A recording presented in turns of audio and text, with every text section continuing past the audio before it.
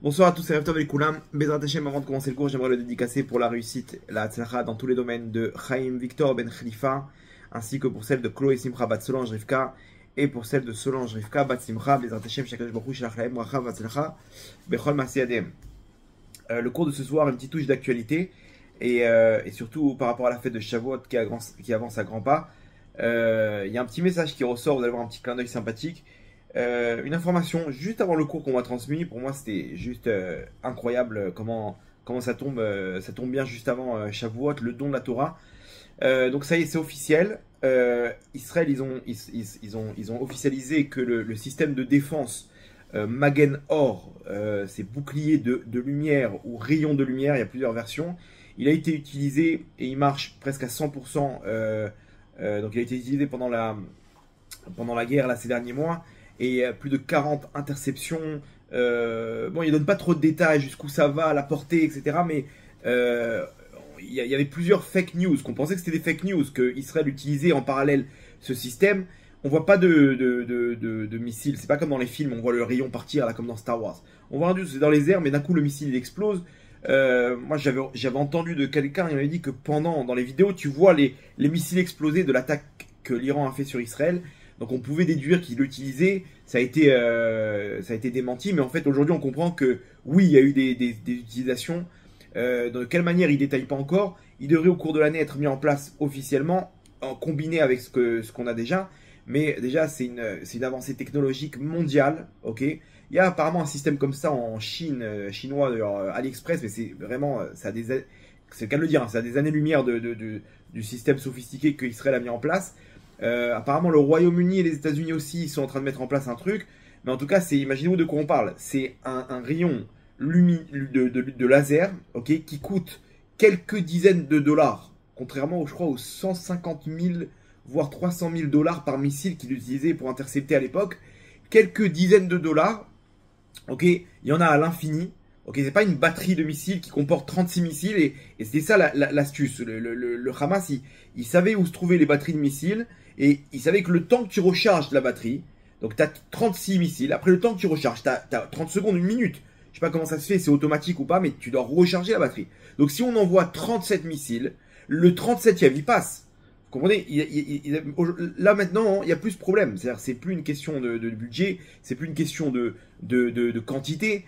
Et en plus, c'est ultra rapide. C'est-à-dire, en un instant, c'est comme un appareil photo qu'il envoie à plusieurs instants, à plusieurs moments. Et dans les airs même, tout explose. Ok, c'est magique. Ok, mais c'est pas Walt Disney. C'est Akadosh Baruch Hu qui nous donne Baruch Hashem cette sagesse pour pouvoir se défendre de nos ennemis. Alors juste avant Shavuot, c'est quand même un message surprenant. Pourquoi? Parce que il porte le nom de Magen Or, bouclier de lumière. Alors il faut savoir une chose, que Shavuot c'est la fête de Matan Torah. C'est là où le jour où on a reçu la Torah. Le Ham Israël, quand est-ce qu'il a reçu la Torah dans l'année? Le 6 Sivan, ok, donc c'est dimanche soir. Et c'est ce jour-là on a reçu la Torah. Maintenant, nos sages nous disent, dans la Gemara, on nous dit dans le Talmud, que Akadosh Baruch Hu, sur le pasouk, sur le verset Imlo beriti yomam valayla, chukot shamayim vaaretz lo samti. S'il n'y avait pas mon alliance, jour et nuit, les règles de la nature, je les aurais pas installées. C'est-à-dire, en gros, s'il n'y avait pas cette alliance, ok, on va voir de quelle alliance on parle, les lois de la nature ne peuvent tenir. C'est-à-dire qu'en gros, la Torah, c'est une lumière qui descend tous les ans, pour toute l'année, c'est une quantité de lumière qui descend et qui nous permet de tenir les règles de la nature. C'est-à-dire que le monde tient par la Torah. Par la Torah, Yomam Valaïla, nuit et jour. C'est-à-dire que s'il n'y a pas d'étude de Torah, il n'y a pas l'accomplissement des mitzvot, ok? Alors il n'y a pas les règles de la nature, c'est-à-dire qu'Hachem il a fait un pacte avec la nature. Jusqu'au jour de Matan Torah, du don de la Torah, c'est moi qui vous tiens en place. Après, vous dépendez de l'étude de la Torah, du Ham Israël, de l'accomplissement des mitzvot. Ok, maintenant, l'alliance dont on parle ici, c'est cette alliance qu'on a fait ce jour-là, où Hachem nous a donné la Torah, ce contrat, c'est un contrat, c'est comme une ketouba, un contrat de mariage. On est unis maintenant, vous et moi. Ok, c'est quoi le contrat? C'est quoi les règles? Qu'est-ce que moi je dois faire maintenant pour avoir cette alliance? C'est ce qui est écrit dans cette Torah. Cette Torah, c'est le mode d'emploi, l'accomplissement, ok, de des mitzvot, l'étude de la Torah, c'est elle qui fait tenir le monde. C'est elle qui fait tenir le monde, qui fait descendre cette lumière. Okay, selon les règles de la Kabbale, le Rashash, il dit que toute la lumière qui vient alimenter le monde, okay, le côté spirituel du monde, il porte le nom de Torah. C'est-à-dire la Torah, déjà, c'est une lumière qui se matérialise par ce qu'on connaît actuellement et par nos actes quand on accomplit les mitzvot de la Torah. Bien entendu, l'étude de la Torah, elle doit se faire H24. S'il y a une seconde où il n'y a plus d'étude de Torah, cette lumière ne descend pas. C'est-à-dire l'étude de la Torah, elle vient faire descendre cette lumière, ok, en parallèle de l'accomplissement des mitzvot. Donc ça veut dire que là, et maintenant, regardez comme c'est fort, Hachem il a fait un monde où, quand nous, on étudie la Torah ici en journée, bon, même s'il y a aussi de l'étude de nuit, de l'autre côté, pendant la nuit aux États-Unis, il y a un monde de Torah vivant aussi, parce que là-bas c'est la journée. Et donc il y a tout le temps un roulement où l'étude de la Torah, elle doit tenir. Regardez bien, remarquez bien comment tout le temps, à travers toutes les générations, on a contré la Torah. Tout le temps, il y avait tout le temps des comment dire, des xérotes, des décrets contre la Torah. Que ce soit les Grecs, ils ont dit ça y est, c'est terminé votre Torah, c'est terminé vos délires. Non mais c'est quoi ton problème? Et moi je suis fan d'un roman, ok, d'action ou un autre. Pourquoi ça te fait du mal que moi je prends un livre maintenant et j'étudie? C'est quoi le problème? C'est quoi la raison? Non, c'est contraire à la philosophie, machin. Les Romains, pareil, ils ont fait des décrets contre la Torah. Rabbi Akiva, à cause de ça, il a été brûlé vif. Ok, et tous les grands tzadikim, les 10 martyrs. C'est quoi ton problème? Je comprends pas. Quand j'étudie la Torah, je suis enfermé dans une pièce. En quoi je suis une menace pour ton empire romain? Explique-moi. Et on voit, pareil, tout ce qui sortait, Hitler, c'est leur Torah, ils veulent contrôler le monde et ils veulent le truc.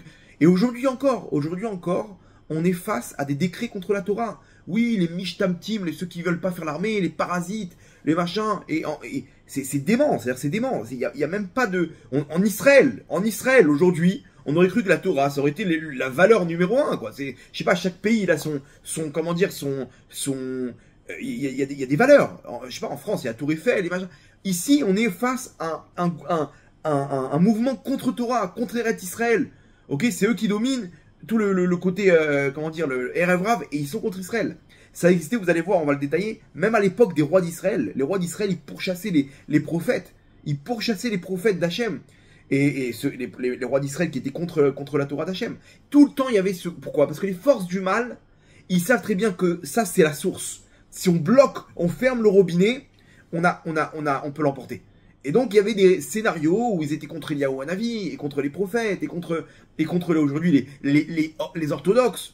Ok, et derrière, on se fait attraper, on dit ouais mais c'est vrai, ils font pas l'armée. Mais t'as rien compris, arrête de rentrer dans le scénario. Ça c'est un scénario des forces du mal, où les forces ils te montrent ils te placent comme des parasites. Mais t'as pas compris que sans eux, on n'est rien. On peut pas être protégé sans eux. Il y a pas de protection sans l'étude de la Torah à Rabotai. Ça c'est tous les sages d'Israël qui le disent. Ok, et malgré toutes les technologies qu'on a ici, ok, et toutes les derniers cris de défense, etc. Si Hachem il était là pour nous sauver le 7 octobre, on serait reparti en galoute aujourd'hui. Ok, parce que le 7 octobre à Botaï, ça devait être combiné avec le Nord, avec l'Iran, avec un débordement des Arabes israéliens et de Judée-Samarie. Et Baruch Hachem, heureusement que Kadosh Baruch Hu, il leur a fermé le cœur et qu'ils n'ont pas eu l'audace de faire ce que le Hamas il a fait. Parce que sinon, vu le débordement qu'il y a eu le 7 octobre, ok, imaginez-vous le Nord c'est x10. L'armée n'aurait pas su tenir, elle n'aurait pas pu tenir. Ils ont mis deux semaines avant de liquider tous les terroristes. Ça a pris 2-3 jours à sortir les terroristes du Hamas. Le Hezbollah, c'est 10 fois plus en technologie, en armement et en quantité de combattants. Et l'Iran, ils avaient envoyé tous leurs 150 000 missiles qui sont postés sur Israël, et en Irak, et la Syrie s'ils étaient mêlés, et l'Égypte, bien entendu, ils sont parmi les 10 armées les plus fortes au monde. Des tanks et des avions. Attends, on va profiter. C'est terminé maintenant, c'est maintenant ou jamais. Croyez qu'ils aiment Israël, ils sont en paix avec Israël. C'est une paix pour le monde, pour recevoir des armements et de l'argent. Mais ils en ont rien à battre d'Israël. Ils l'ont en travers la gorge. Ce qui s'est passé à la guerre de Kippour, à la guerre des 6 jours. Ils l'ont en travers de la gorge. Et dans le Coran, ils doivent liquider Israël. Vous avez rien à faire ici. Ok, les frères musulmans, c'est eux qui dominent là-bas en Égypte. La Turquie, n'en parlons pas. Ok, les Houthis. Donc imaginez-vous le débordement. On serait retrouvé maintenant rebelote. Les mecs, ils auraient pris le contrôle des bases aériennes, parce que c'était prévu. Tel Nof, il y avait les terroristes du Hamas, Il y a eu un miracle qui se sont fait stopper là-bas au carrefour. Il y a un carrefour là-bas. Normalement, ils auraient dû arriver à la base aérienne de Tel Nof.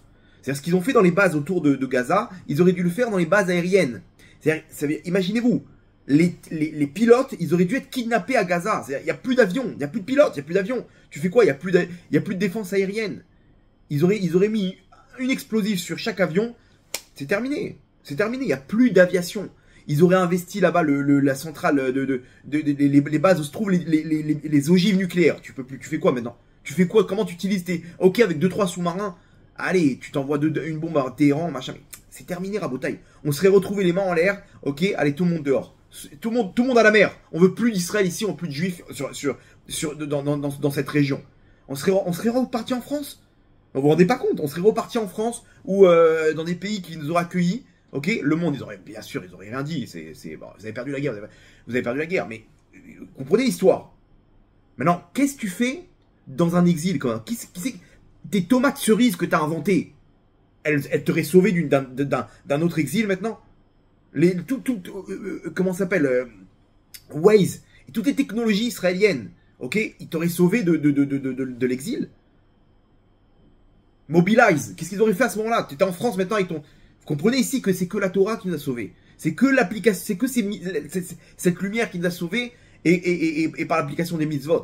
Et grâce à ça, quand je Baruch Hu, il apporte cette lumière. C'est une règle de base qui est que la défense, Rabotai, ça vient par rapport à cette lumière qui est la Torah. Donc quand on nous dit officiellement, 3 jours avant Shavuot, que a été mis en place ce système qui s'appelle bouclier de lumière, ok, Magen Or, ça nous fait un appel de phare, mais clair, par rapport à ce qu'Hachem il attend de nous, par rapport à la suite, de recevoir cette lumière et de l'utiliser pour se défendre contre nos ennemis, qu'ils soient spirituels ou matériels, par rapport à la suite. Donc vous allez voir, on va essayer de détailler le lien et on va essayer de prendre ce message de Hachem pour nous. Cette lumière qui vient à Shavuot, de l'attraper et de l'utiliser dans le bon sens. Ok, de l'utiliser dans le bon sens. T'as un rayon de lumière maintenant, une énergie énorme qui vient en toi. Toi-même, t'es une batterie de lumière. Qu'est-ce que tu fais avec ça dans le monde? T'allumes une clope avec ce rayon de laser, ou tu défends le monde, ok, et tu illumines le monde avec cette lumière. Donc c'est l'objet du cours de ce soir. On va faire un petit tour, ok. Je vous demanderai juste d'attacher vos ceintures. Et vous allez voir, sympathique, un petit tour d'avion. Vous inquiétez pas, on va pas se faire intercepter par des rayons de lumière. Au contraire, on va essayer nous-mêmes d'être des batteries de lumière pour la suite, Bezrat Hashem. Pour comprendre l'histoire, on va rentrer dans une histoire du Tanakh, une histoire dans les Nevi'im, avec l'histoire de Ovadia Hanavi, le prophète Ovadia. Le prophète Ovadia, comme son nom l'indique, c'était un Oved Kia. Oved Kia, c'est un serviteur d'Hachem. C'était vraiment un serviteur d'Hachem. Alors c'est un converti qui a atteint, qui est rentré dans l'âme Israël et qui a atteint le niveau de prophète. Le niveau de prophète. Ok? Pour dire que les convertis et les balais tchouva, ceux qui font tchouva, etc., on a tendance à les mettre de côté. Et c'est très grave, Rabotai, ce qui se passe aujourd'hui dans le monde de la Torah, où généralement, non, c'est un bal tchouva, non, c'est une convertie. Non, mais vous vous rendez pas compte qu'ils ont une force où ils peuvent atteindre les plus hauts niveaux. Et justement, des fois, en clandestin comme ça, ils arrivent parce que justement ils subissent des humiliations et tout ça. Et derrière, on arrive à des niveaux comme Ovadia Navi, le prophète Ovadia. Que je vous raconte l'histoire. L'histoire, elle est que une rencontre banale entre Eliyahu Hanavi et le roi Achav. Le prophète Eliyahu, il rencontre le roi Achav. Le roi Achav et sa femme Izével, c'est les deux, ils persécutaient les prophètes. Ils persécutaient ils étaient contre la Torah. Contre la Torah, ça existait même à l'époque, ok. Et ils étaient dirigés par les clipotes, par les forces du mal, malheureusement. Et ils essayaient sans arrêt de mettre des bâtons dans les roues aux forces de la Kedusha. Maintenant, là-bas, la rencontre, elle explose. Achav, il s'énerve, il insulte, ok, Hachem et les mondes d'en haut, etc. Il envoie des insultes. Eliyahu Hanavi, il tape sur la table. Il jure sur le nom de Dieu que la pluie ne va plus redescendre jusqu'à qu'il ordonne avec sa bouche. Jusqu'à qu'il le dise, la pluie ne descendra plus sur la terre d'Israël. Maintenant, tout le monde explose de rire. Mais encore un rabbin qui imaginez-vous, c'était un niveau où les religieux, c'était répugnant. C'était vraiment comme aujourd'hui. Qu'est-ce que tu veux? Encore un rabbin qui va nous dire si la pluie elle va descendre ou pas. Eux, ils étaient avec ils étaient dans les idoles, avec leurs faux prophètes, etc. Et Léon Navi, il vient, il leur dit, très bien, vous voulez insulter Hachem, vous voulez insulter cette lumière, alors vous n'avez pas profité de la lumière. La représentation matérielle de toute la bracha qui descend sur terre, de toute la lumière d'Hachem, c'est la pluie. Quand la pluie, elle descend, c'est un signe incroyable pour nous dire que maintenant, la bracha, elle descend sur terre. La bracha, elle descend sur terre, c'est quoi la représentation? C'est la pluie. Quand il pleut en Israël, c'est un signe de bracha, c'est un signe de lumière. Ok? Maintenant, eux, ils rigolent, ils se tapent des barres, ils disent, qu'est-ce que tu veux? T'es fou, quoi. Toi, tu diriges la pluie? Toi, tu vas nous dire si on va manger ou pas dans les prochaines années? Allez, bouge de là, bouge. Ils l'ont envoyé balader. Mais là-bas, parmi les prophètes, il y avait un vrai prophète, qui était le prophète Ovadia. Le prophète Ovadia, il a entendu ça, et lui, il avait la crainte d'Hachem. Il dit quoi? Il y a un avis, il décrète que la pluie ne va pas tomber, il faut faire quelque chose. Maintenant, lui, en secret, Ovadia, il avait caché des prophètes. Les vrais prophètes, ils étaient pourchassés par Isabelle, la femme du roi Achav. Et ça, c'était le contexte. Maintenant, comment on fait? Qu'est-ce qu'on fait? Il faut tenir la Torah. Là, il a mis dans une grotte, dans 2 grottes, 50 prophètes, ok, pour pouvoir assurer la continuité du Ham Israël, la continuité de la Torah. Elle est en train d'exterminer tout le monde. Si vous trouvez un religieux maintenant, ok, un religieux dans son sens, quoi, de ce qu'elle appelait les orthodoxes, parce que c'était des prophètes, des anges sur terre, ok. Si vous en trouvez un prophète, vous le liquidez. Elle avait des wanted là-bas, des centaines de milliers de dollars sur chaque prophète. Et comme ça, les prophètes d'Hachem, c'est devenu une, comment dire, voie de disparition. Donc Ovadia, qu'est-ce qu'il a fait? Il a pris 2 grottes, il a mis 50 prophètes par grotte. Maintenant, il entend ça, il dit waouh. Maintenant, il n'y aura plus de quoi manger. Jusqu'à maintenant, il se déménait pour trouver à manger, pour trouver du pain, de l'eau, pour leur donner à manger. Ok, comment on fait? Il trouve à droite à gauche, c'était 2 kolélim qu'il avait mis en place. Maintenant, il entend de la bouche d'Eliyahu Hanavi, il n'y aura plus de pluie. Ok, il prend les devants et il essaie de trouver un emprunt. Non, mais il y aura la famine, il y aura plus de farine, il y aura plus de blé, il y aura plus de farine, il y aura plus de pain. On fait comment? Donc il faut que j'emprunte de l'argent et que j'achète la farine en quantité. Il a été intelligent, Ovadia. Le seul qui pouvait lui procurer de l'argent, avec qui il était proche, c'est Yehoram. Yehoram, c'était qui? Le fils du roi lui-même, de Achav. Il va le voir et il dit, écoute, j'ai besoin d'une grosse somme d'argent. J'ai besoin d'une très grosse somme d'argent, je dois acheter de la farine. Il dit, mais quoi, tu crois? Non, il leur faisait croire qu'il était avec eux, Ovadia. Mais en fait, il était avec Eliyahu Hanavi. C'était un vrai prophète. Il jouait un double rôle. Il lui dit, j'ai besoin d'oseille, j'ai besoin d'argent, j'ai besoin d'un emprunt. T'inquiète pas, je vais te rendre. Il prend un pari fou à Ovadia. Et Yoram, il dit, attends, 2 secondes. Tu crois Eliyahu Hanavi là? Il dit, non, mais je sais pas. Moi, tu vois, on sait jamais, on connaît pas. Je préfère prendre les devants. Dans tous les cas, au pire, ça va me servir. Cet argent-là, dans tous les cas, c'est de la farine que j'aurais dû acheter tous les mois. Ok, donc ça va me servir. Cet argent-là que j'aurais dû investir dans la farine, je te le donnerai à toi. Et mensuellement, je te rembourserai. Bon, Yoram, il dit, ok, mais il a été malin. Il lui dit, je te demande une chose. Le contrat qu'on va faire, il va être ce qu'on appelle en hébreu rib par intérêt, tsamoud lamadad. Tsamoud lamadad, c'est-à-dire que le taux d'intérêt, il va être indexé à une valeur.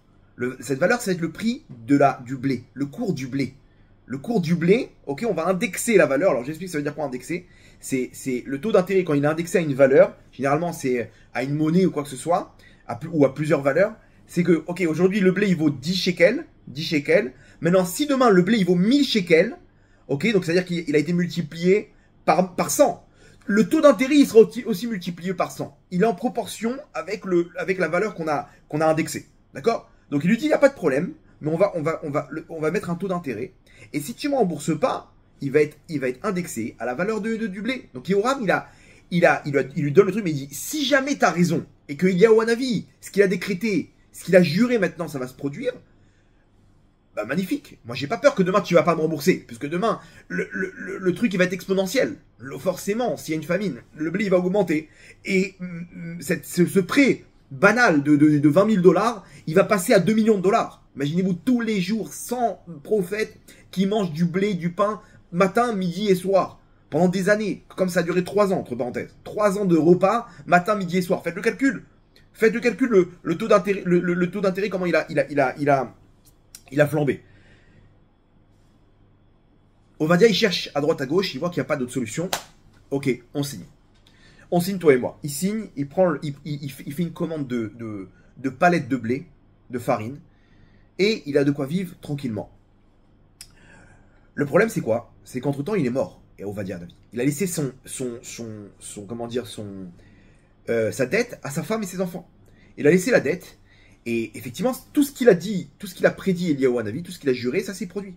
Pendant 3 ans, il n'y a plus une goutte de pluie. Il n'y a plus rien à manger. Donc bien entendu, là-bas dans le palais du roi, ils mangent comme il faut, ils ont ce qu'il faut, mais le peuple, il est en train comment dire, il est en crise humanitaire, ok, et il n'y a plus rien à manger. L'histoire, elle est que, je vous l'avais déjà raconté dans un des cours précédents, Eliyahu Hanavi vient et il fait un battle. Il leur dit, il n'y a pas de problème. Non, mais eux, ils le pourchassent, Eliyahu Hanavi. Ils savent très bien, c'est lui le responsable de tout ça. Il faut le liquider. Il vient, il dit, ok, il n'y a pas de problème. Vous savez quoi, on va faire un battle avec les faux prophètes. Là-bas, au Hara Carmel, il réunit tout le monde. Il dit, si le feu il descend sur l'un des sacrifices qu'on va faire, alors à ce moment-là, vous saurez qui est dans la vérité. Et là-bas, les faux prophètes, ils essaient de faire des cérémonies, des machins, rien à faire. Et Eliyahu Hanavi, il fait descendre le feu. Tout l'âme Israël, il est avec lui. Tout le monde attrape les faux prophètes. Il les tue. Eliyahu Hanavi, il met sa tête entre ses deux genoux. Il prie. Et là, d'un coup, les nuages dans tous les sens. Boum, la pluie, elle tombe. C'est terminé. Et Eliyahu Hanavi, il est encore pourchassé par Isével et le roi. Bref. Entre-temps, Eliyahu Hanavi, lui aussi, il nous quitte. Et Elisha, son élève, prend la suite. Tout ça, ça se termine. Yehoram, celui qui a prêté l'argent, il prend la suite. Il prend la suite de la royauté de son père. Et là, il se passe un épisode intéressant. Imaginez où il est roi, il a une armée surpuissante. Ok, la famine, elle est terminée. Il est multimillionnaire. Ok. Mais là, il décide de récupérer sa dette. Il va voir la femme de Ovadia, il lui dit, écoute bien, si tu me donnes pas dans les prochains jours ma dette, alors imaginez-vous, c'est une dette en millions de dollars qu'il a. Parce que ça s'est multiplié avec le taux d'intérêt. Il dit, si tu me donnes pas la dette, maintenant que ton mari me doit, je te prends tes 2 enfants. Je les mets en prison. Elle sait pas quoi faire. Elle va voir Elisha Hanavi. Et elle lui dit, qu'est-ce que je vais faire? Elle dit en pleurs. Elle lui dit, qu'est-ce que je vais faire? Regarde mon mari, 52 grottes, de chacune 50 prophètes. Il s'est occupé de la Torah, de la continuité de la Torah. Il s'est occupé de garder l'étude de la Torah dans ce monde où chacun il était en famine, il n'y avait plus de Torah, il n'y avait plus rien du tout. Les Réchaïm, ils dominaient sur terre. Et mon mari, il s'occupait d'Hachem, il s'occupait de sa Torah et des mitzvot. Qu'est-ce qu'on fait? Qu'est-ce que je fais maintenant? Il me demande une somme folle, c'est impossible. Elisha Hanavi lui dit, t'inquiète pas. Hachem, il va pas t'oublier. Il dira ce que tu vas faire. Tu vas chercher tous les ustensiles que tu peux trouver.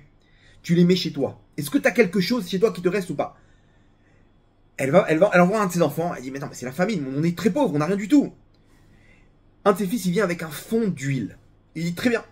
Pour qu'il y ait la bracha, il me faut juste un petit peu comment dire, ce monde-là, c'est pas un monde c'est pas le monde des bisounours, ok? Il faut pour qu'il y ait la bracha, pour que ce soit au-dessus de la nature, il faut que j'ai au moins un minimum de nature, ok? De règles de la nature. Amène-moi ce fond d'huile, ok? Enfin, laisse-le là-bas et amène le maximum d'ustensiles que tu peux trouver. Vide. Ok, elle va chercher, il y a encore des ustensiles ou pas? Ça y est, on a fait toute la maison. Allez demander, emprunter aux voisins, aux voisines, le maximum. Et ils vont dans la rue, ils trouvent je sais pas, ce qu'ils trouvent, ils ramènent à la maison. C'est tout, on a tout fait, c'est tout. Vous êtes sûr? Ok, et là, Elisha Hanavi, il fait un miracle énorme, où de cette petite, ce petit peu d'huile qu'il y avait, d'un coup, l'huile, elle commence à se multiplier, et elle déborde. Elle déborde, et eux, ils sont en train de verser dans tous les ustensiles. Imaginez-vous, ils sont dans la maison. Vite, amène-moi un autre. Et l'autre, il vient avec une casserole, il remplit. Il se retrouve avec une quantité d'huile énorme. Alors, c'est terminé. Il n'y a plus rien. Boum, le miracle, il s'arrête. Le miracle, il s'arrête. Ils vont voir, ils font le compte. Il dit, non, mais il manque pour la dette. Il nous manque pour la dette, maintenant, on fait quoi? Elisha Hanavi, il dit, maintenant, il y a un mode à Shahar. Il demande un autre miracle. Que le taux d'huile, maintenant, le taux dans le marché des valeurs, que le taux d'huile, il décuple. Et boum, il y a un scénario, dans la bourse, le Nasdaq, il explose. Waouh, tac, super. L'huile, elle triple sa valeur. Je sais pas comment. Ils font le calcul. Si on vend maintenant l'huile, on arrive exactement au centime près à la dette qu'on doit à Yehoram. Super. Ils ont tout terminé. Ils ont vendu. Et après 3 jours, ils viennent. Yehoram, il vient, il dit donnez-moi mon argent. Ils viennent avec des mallettes, des sacs d'argent. De tout ce qu'ils ont vendu. Ok, les gens, ils faisaient la queue pour acheter l'huile. Il n'y avait plus d'huile, il n'y avait plus rien. Il n'y avait que chez eux que ça s'achetait. Et ils ont tout vendu au prix fort. Et ils ont pu rembourser leurs dettes. C'est quoi cette histoire? Qu'est-ce qu'on vient nous apprendre avec cette histoire? Ok, sans voir la grandeur des prophètes, comment tout passe par eux. Et Léo Hanavi, c'est lui qui fait la pluie de beau temps. Les tzadikim, c'est eux. Vous prenez une bracha d'un tzadik, dans le bien comme dans le mal. Rabotai, celui qui est relié au tzadikim, celui qui est relié à la Torah, celui qui est relié à l'étude de la Torah, il a la bracha, il est protégé. Pourquoi? Parce qu'on l'a dit, c'est une règle. Imlo beriti yomam valaila, s'il n'y a pas mon alliance nuit et jour, chukot shamayim varetz lo samti, toutes ces règles de la nature, elles tiennent pas. Toi, tu tiens la Torah, voilà, il n'y a pas de problème. C'est toi qui gères les règles de la nature. Ceux qui font des miracles, ceux qui étudient la Torah. Il n'y a pas de secret. C'est celui qui est relié à la Torah, il est relié à ce monde-là. Il peut faire ce qu'il veut de ce monde-là. C'est le chef d'orchestre de cette lumière. Maintenant, derrière, attends, il n'aurait pas pu leur donner un peu de rab là, un petit pourboire. Je comprends pas, ils ont pas d'argent, ils ont truc. Hachem, tu leur as donné pile. Pourquoi ne pas leur ajouter une petite mallette d'argent pour les prochaines années? C'est quoi l'histoire ici? Pourquoi tu peux pas leur ajouter un petit pourboire dans tout ça? Regarde, il s'est battu pour Ovadia, il s'est battu pour ta Torah. C'est quoi, à tel point, au centime près, lui aussi il a fait plus, il s'est battu. Donne-lui un petit billet en plus. Non? C'est quoi pourquoi au centime près? C'est quoi l'histoire de tout ça? Qu'est-ce que ça va nous apprendre? Maintenant, Yehoram de son côté, lui, encore pire, t'es obligé de prendre la somme. Je comprends pas, tu vois le truc. Entre parenthèses, il a eu un mérite, Yehoram, qu'il n'a pas balancé l'histoire à son père et à sa mère. Il aurait pu dire, écoutez, il y a un mec qui cache des prophètes, là. Il y a un mec qui est en train de nourrir des prophètes. Il n'a pas balancé. Et grâce à ça, qu'il n'a pas dit du Lachon Hara, il n'a pas dit la médisance sur l'Am Israël, sur les étudiants en Torah, les prophètes, grâce à ça, ils ont gagné les guerres. Achav, la Gemara nous dit, pourquoi ils ont gagné les guerres? Parce que même si c'était des Réchaïm, ils se respectaient l'un l'autre. Aujourd'hui, Rabotai, regardez comment on est en danger. Regardez comment on est en danger quand il y a des mecs de gauche qui viennent appeler les étudiants en Torah des parasites. Les parasites, et qui viennent dénoncer les soldats d'Israël. Tu viens dire qu'ils aiment tuer des enfants leur hobby, c'est de tuer des enfants. Mais c'est quoi ce délire? T'es tellement cruel, tu veux tellement détruire le gouvernement que t'es prêt à détruire l'image d'Israël au monde. Détruis le gouvernement, fais ce que tu veux. Fais tomber le gouvernement, mais pourquoi tu fais tomber l'État d'Israël avec des stupidités comme ça? Tout le monde sait que c'est débile, parce que il y a des preuves. Le Hamas, il filme tout. Ok? On l'a vu pendant le 7 octobre. Ils filment, ils ont pas peur de filmer que eux-mêmes ils ont brûlé des bébés. Quoi, quand c'est leur bébé à eux, tu crois, ils vont pas filmer l'histoire, ils vont pas faire de ça une propagande. Y a pas, c'est quoi les preuves? Qu'est-ce qui sort ce mec-là? Rien du tout, Stam, en tant que ancien général. Ce qu'il va dire, il sait qu'il va trouver tous les projecteurs du monde. Mais attends, mais tu sais que tu vas détruire les soldats d'Israël là maintenant. Ils en ont rien à battre. Ils en ont rien à battre. De quoi on parle? De Roche à Erev Rav, Rabotai. Du Erev Rav en toute sa puissance, toute sa splendeur. Malheureusement. Donc imaginez-vous de quoi on parle. On parle des jeux ils sont là que pour détruire. Alors que ce même gouvernement de gauche, ok, ils ont proposé aux orthodoxes, demandez-nous ce que vous voulez, on signe. Juste rentrer avec nous dans le gouvernement. D'un coup, ouais, c'est des parasites. D'un coup, ils font attention au bien des soldats et des réservistes. Alors que le mec, il défonce les soldats. Mais regardez la stupidité. Dans quel rêve on vit à Botaï? Le pire, c'est quand il y a certains qui tombent dans le piège et qui disent ouais, vous avez qu'à faire l'armée, etc. Tu vois pas que c'est comment tu tombes encore dans le piège? Comment il y a des gens qui tombent encore dans le piège? Donc on est en danger à Botaï quand on a des gens comme ça qui créent les divisions dans l'âme Israël. À l'époque, ils gagnaient les guerres. Pourquoi? Même s'ils étaient Réchaïm, parce qu'ils étaient ensemble. Là-bas, il y avait vraiment Yachad et Natsear, ensemble on va gagner. Aujourd'hui, nos soldats ils sont en danger avec des gens comme ça à Botaï. Tout le Lachon Hara qu'ils disent sur Israël et sur nos soldats. et sur la Torah, sur les étudiants en Torah, mais où on est? Viens, on est unis ensemble, on est en guerre, je comprends pas, on n'est pas tous ensemble.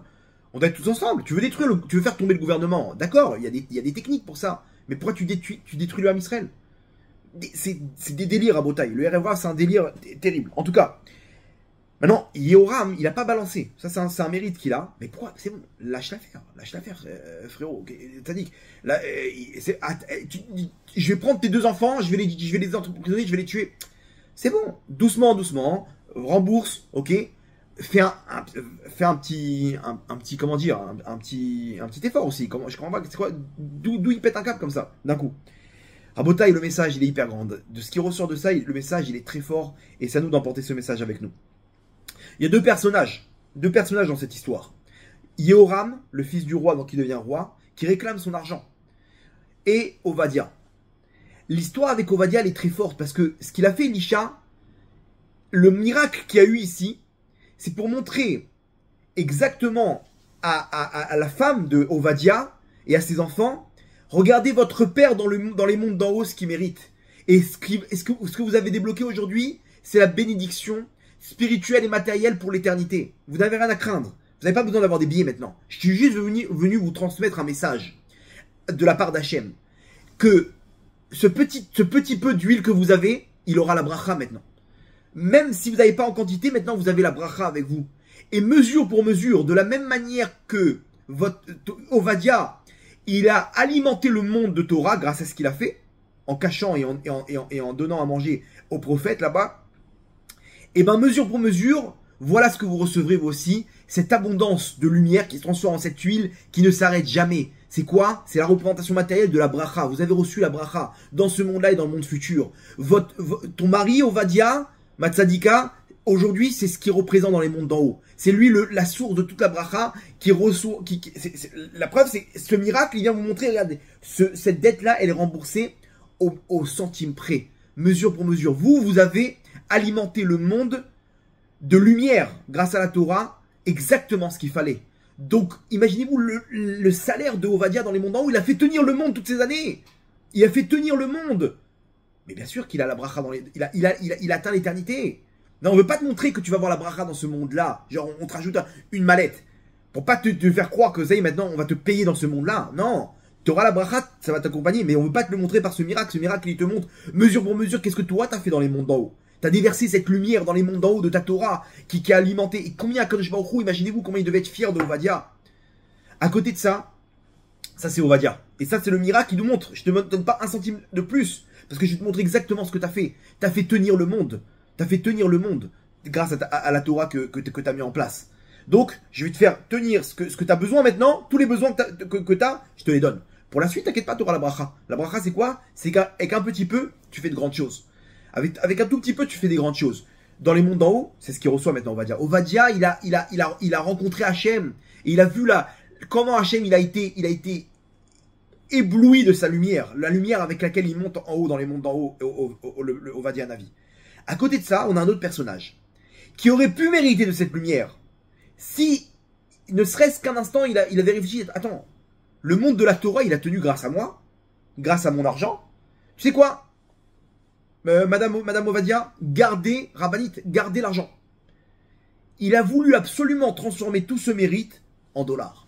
Il a pris toute cette lumière et à l'inverse, on a Ovadia Hanavi qui a atteint les plus hauts niveaux dans les mondes célestes et Yehoram qui a transformé toute cette lumière en paille, en dollars qu'il n'a pas pu emporter avec lui au monde futur.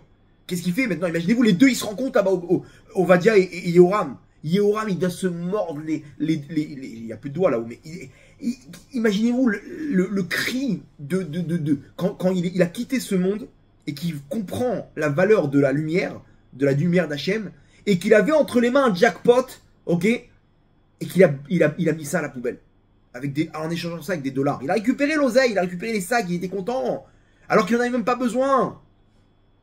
Il a tout mis à la poubelle. Imaginez-vous, c'est comme si je te dis, t'as un ticket de loto, et tu dis, bon, là, je gagnerai jamais. Tu jettes à la poubelle, le mec dans le vide à ordures, là-bas, la poubelle, elle est tombée dans le vide à ordures. Et d'un coup, tu reçois un appel. Oui, bonjour, c'est Madame Truc de la Française des Jeux. Vous avez gagné le truc, machin. Venez vite, avant 19h, On a vu que vous n'êtes pas venu chercher votre truc. De quoi, combien on parle? 50 millions d'euros. 50 millions d'euros. Ok, j'arrive. Il retourne le vide à ordures. Il dit, mais qu'est-ce que... Il trouve pas. On l'appelle, vous êtes sûr que vous... Non, je retrouve pas. Ah non, il y a une règle. Si vous n'avez pas le ticket, vous pouvez pas. Imaginez-vous, à 19h pile, les bureaux de la Française des Jeux, ils se ferment. Et lui, imaginez-vous le cri qui pousse maintenant. Il est dans les poubelles, en train de chercher là-bas, sac après sac, son ticket de loto. Rabotaï, c'est exactement la même sensation d'un homme qui quitte ce monde et qui dit oh, je suis passé à côté de l'éternité. Je suis passé à côté de l'éternité, toute cette lumière qui vient en moi. Je répète, une batterie de diffusion de cette lumière et je suis passé à côté. Ovadia Navi, il vient illuminer le monde. Yehoram, il vient, il dit mais qu'est-ce que j'ai perdu? Rabotaï, deux lumières.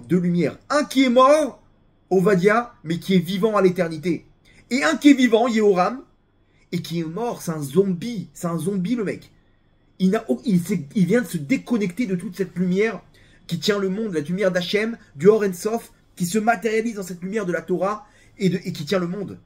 Il vient de fermer, d'échanger tout ça par des billets, des mouchoirs. Rabotaï, à la fête de Shavuot, c'est pas pour rien que celui qui est alors maintenant c'est le don de la Torah. Non, normalement on aurait dû parler de Moshe Rabbeinu là-bas. Non, celui qui la Iloula de quel personnage de la Torah on a ce jour-là? Qui est mort ce jour-là? Le roi David Améler en personne, Rabotaï. Pourquoi quand tu parles de nom de la Torah, tu me parles de David Améler? Parce que on dit sur David Améler une chose. David Melech Israël, Chai Vekayam. Le roi David, il est vivant et existant. Attends, Mechila, excuse-moi. Tu viens de dire, tu t'es contredit, monsieur le rabbin. Tu viens de dire juste avant que c'est la Iloula, le jour de la mort de David Améler, ok? Maintenant, tu me dis que David Améler, il est vivant. Il n'est pas vivant. C'est quoi cette histoire? Jusqu'à aujourd'hui, on dit, tous les samedis soirs, David Melech Israël, Chai Vekayam, il y a des chansons, et on chante, et on danse, et machin, tu m'as dit qu'il est mort, non? Il est mort. Il est mort le jour de Shavuot. Ok, donc comment tu me dis qu'il est vivant? Rabotaï, la réponse elle est simple. David Améler, il est vivant parce qu'il est connecté au Tzror HaChaim. Donc même s'il n'est pas là dans ce monde-là, sa Neshama elle est vivant parce que c'est quoi la notion de vivre? La notion de vivre, c'est quand tu es connecté à cette lumière d'Hachem. Quand tu es connecté à la lumière d'Hachem, tu es existant dans ce monde. Que tu sois existant avec un Kéli, dans un corps ou après avoir quitté ce corps. Quand tu es connecté, tu es vivant à l'éternité. Parce que la seule chose qui existe dans ce monde, c'est la lumière d'Hachem. Quand tu es déconnecté de la lumière d'Hachem, tu es un homme mort. Tu es un zombie. Tu es mort. C'est-à-dire quoi? C'est-à-dire que tu es vivant. Le mec qui fait du sport, il court, il a fait le marathon. Mais il met pas cette filine. Il est déconnecté de la lumière d'Hachem. Cette fille, elle est là. Elle a son petit sport, ses petits trucs de Zumba, de zombie, ouais, vous avez vu le lien là, zombie. Elle est là, mais c'est un zombie. Elle est déconnectée. Elle est en mini-jupe et en t-shirt comme ça de trucs. Et elle se balade et tout le monde se rince les yeux. Sadika, t'es déconnecté de la lumière d'Hachem. David Améler, Avigal, elle a dit sur lui Vaïta nefesh adonit tzroura betzror achaim. De son vivant, elle dit t'es relié au tzror achaim. C'est quoi le tzror achaim? C'est la lumière d'Hachem. Chacun d'entre nous, notre neshama, à la fin, elle revient à sa source dans Hachem.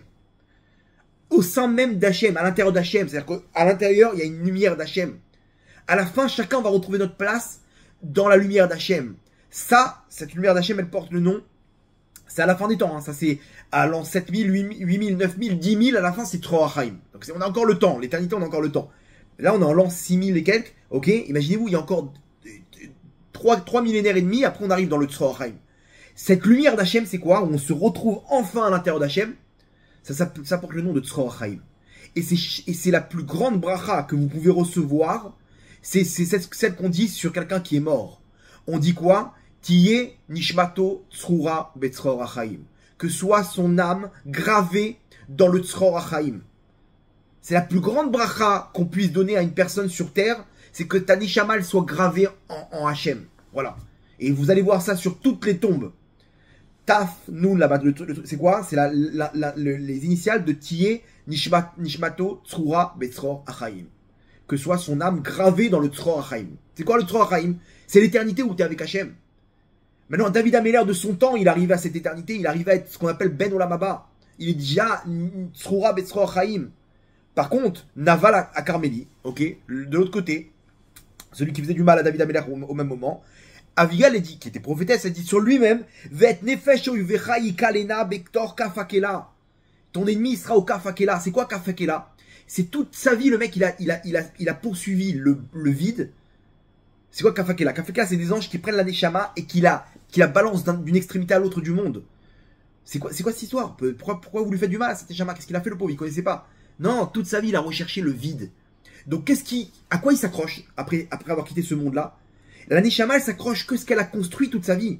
Toute sa vie, il a construit du vide. Il a couru après du vide. Il a couru après des dollars. Il a couru après du monde matériel qui est terminé. Donc, quand il finit ce monde-là, il emporte avec lui, pour l'éternité, ce qu'il a en lui. Maintenant, ce qu'il a en lui, c'était quoi? Des jeux vidéo, des trucs, des machins qui sont du vide. Ok? Demandez attraper à votre grand-père maintenant. Dites-lui, papy, tu te rappelles de Maradona? Il va dire, bah, il rassera, mais qu'est-ce que tu veux que je fasse avec lui? Qu'est-ce que tu veux que je fasse aujourd'hui? Je sais même plus courir du tout. C'est-à-dire, il se rend compte rétroactivement que tout ça c'était du bluff. Aujourd'hui, il y a des on comprenait que le monde, c'est un cycle. À la fin, on est plus dans les mêmes. On finira comme ça un jour. Le Rabbi Nachman, il a dit à un de ses élèves, il le voit marcher comme ça dans la place du village. Il lui dit, viens, il appelle.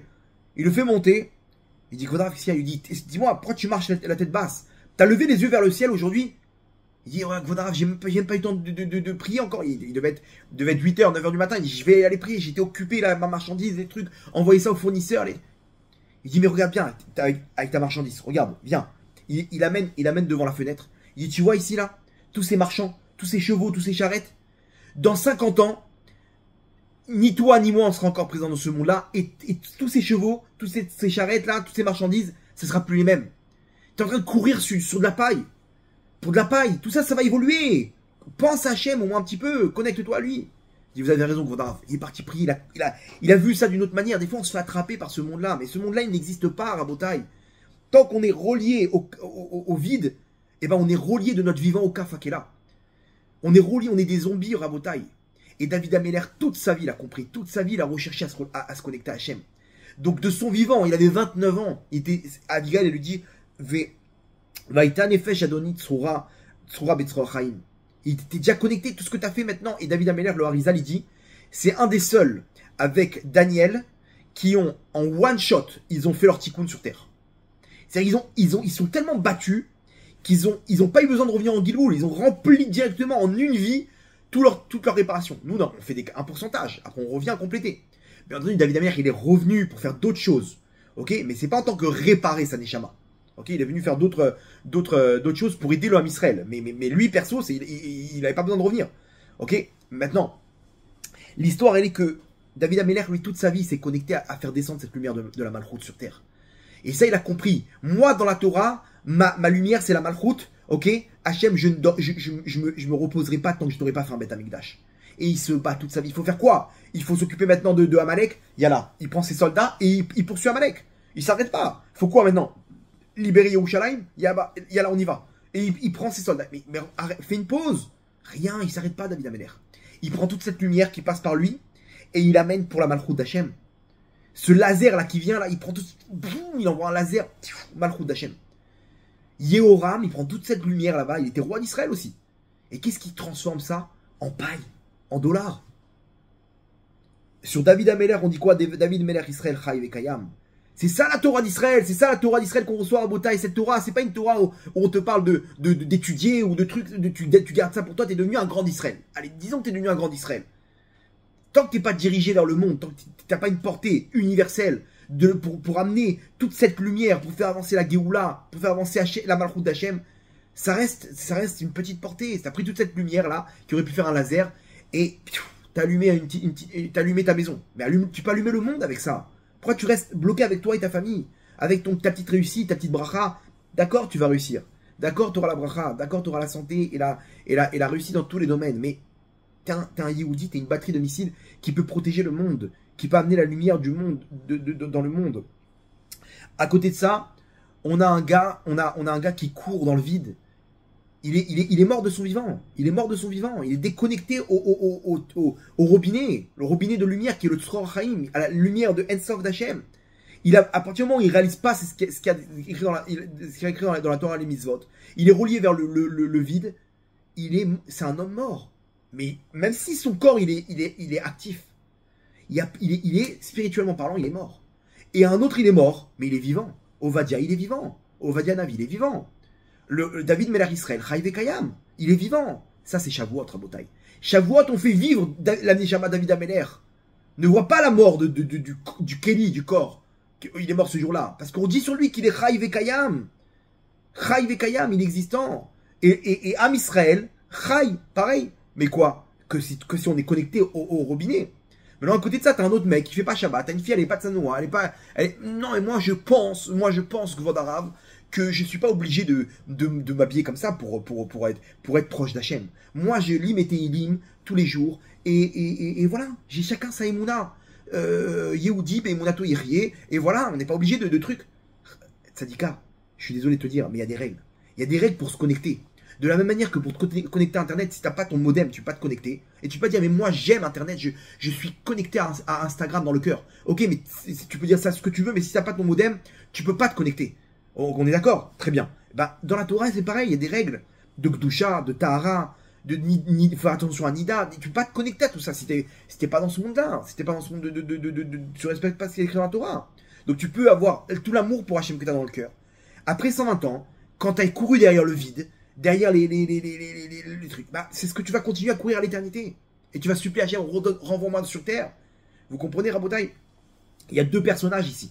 Deux personnages, un qui a tenu le monde, tous les mondes d'en haut, et un qui a pris toute cette lumière, et il a changé ça par des dollars. C'est exactement ce qu'il a fait. Donc, Rabotai, nous, on prend, c'est Shavuot. À Shavuot, la lumière de la Torah, elle va redescendre encore une fois pour toute l'année. Il y en a qui vont prendre cette lumière et qui vont essayer de la prendre, qui vont essayer de la prendre pour eux, pour devenir un étudiant en Torah et continuer à avoir des chidushim dans la Torah. Très bien, super, c'est bien. C'est le cas classique. Il y a maintenant il y a les cas extrêmes. Le cas extrême, c'est quoi? C'est que le mec, il va prendre tout Shavuot, il va prendre toute cette lumière, et il va la transformer avec un plateau de fromage, en camembert. Il va prendre toute cette lumière, énorme, pour tenir le monde. Il va être là, il va écouter les 10 commandements là-bas, à la lecture de la Torah. Mais il va finir, il va arriver, oh là là là là, c'est quoi ce camembert? Ouh, toute ta lumière, tu la mets dans du camembert, Tzadik. Dans du camembert, c'est ça, c'est ce que tu as fait. Et il recontinue le mec la même année, il recontinue les mêmes délires, le même camembert là, qui y a rien dedans. C'est un gruyère, il y a des trous. C'est du vide, Tzadik, c'est du vide, ma Tzadika. Et à côté de ça, t'as quelqu'un d'autre qui prend toute cette lumière et qui dit Hachem, je veux faire quelque chose pour toi. Je veux faire quelque chose pour toi. Je veux que tu me transformes. Je veux être vivant. Je veux que tu réveilles ma neshama. Qu'est-ce que je peux faire pour toi, Hachem? Aide-moi à faire tchouva. Aide-moi à revenir vers toi. Là, c'est différent. Là, tu as pris cette lumière et tu as changé à l'intérieur de toi. Tu es venu avec une Kabbalah. Tu es venu avec quelque chose qui va montrer à Hachem, Hachem, je suis avec toi. J'emporte cette lumière. J'emporte cette Torah avec moi. J'emporte ces mitzvot avec moi. Et encore une mitzvah. T'emportes cette lumière. Tu viens montrer à Hachem un projet. Je suis encore loin de toi, Hachem, et je veux me rapprocher de toi, Hachem. Je veux avoir une portée dans ce plan de la Géoula que tu es en train de mettre en place. Alors, t'inquiète pas, tu vas manger ton camembert, tu vas continuer ta vie, mais il y a quelque chose qui s'est allumé dans ta neshama. Il y a quelque chose qui a commencé, qui a ressuscité dans ta neshama. Là, c'est différent. Là, tu deviens un Magen Or. Tu deviens une batterie qui va diffuser des rayons dans tous les sens. Tac, tac, tac, tac, tac. Tel Ovadia Navi, tel David Melech Israël. T'es vivant, mon tzaddik. T'es vivant. Baruch Mechaya Metim, ma tzadika. Voilà, t'as repris des couleurs, là. Là, t'as repris des couleurs. Super, t'étais en mode UV et bronzé.